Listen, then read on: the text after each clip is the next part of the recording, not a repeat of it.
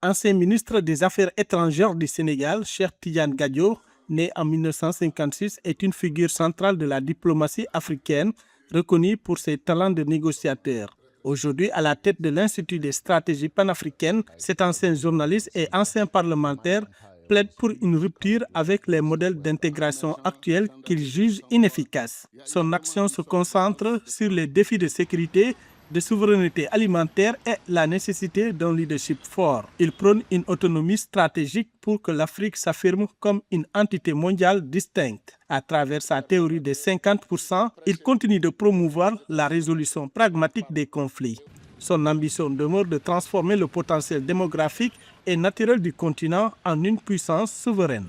La question de la sécurité régionale, la question de l'intégration et tout ça, aujourd'hui, c'est les plus grands défis de l'Afrique.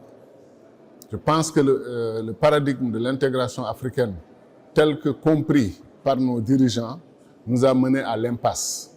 Après 50 ans d'intégration africaine, par exemple dans le cadre de l'Afrique de l'Ouest, depuis la création de la CEDEAO en 1975, nous ne sommes pas plus avancés véritablement que ce qu'on devrait être en termes d'intégration, comme en Asie, quand ça a réussi, ils sont allés à 56% d'échanges interasiatiques.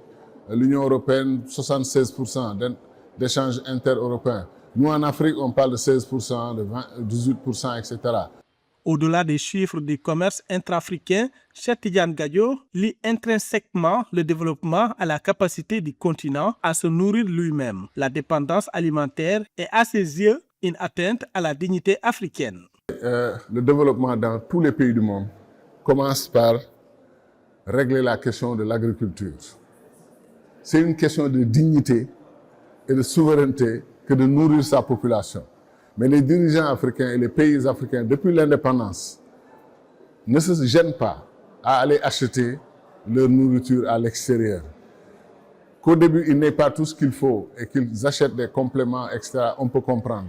Mais pendant 60 ans d'indépendance, 65 ans, 50 ans, on continue d'acheter tout à l'extérieur, c'est inacceptable.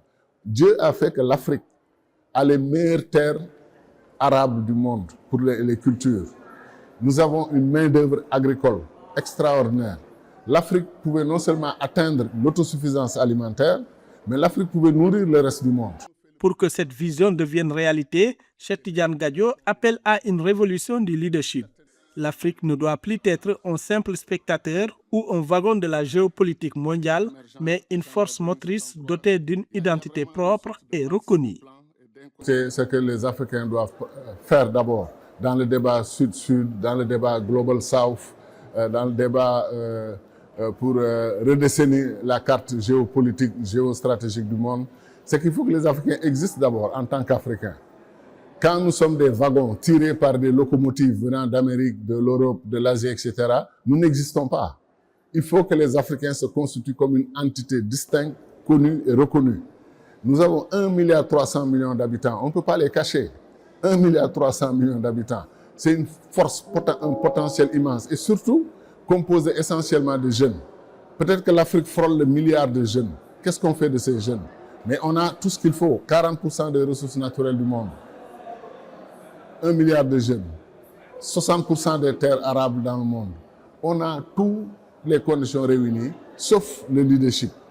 En prônant une diplomatie commune et une mutualisation des ressources, Cheikh Tidiane Gadio rappelle que l'unité n'est pas qu'un idéal romantique, mais une nécessité stratégique pour que la voix d'1,3 milliard d'Africains soit enfin portée par un porte-parole unique et respecté sur la scène mondiale.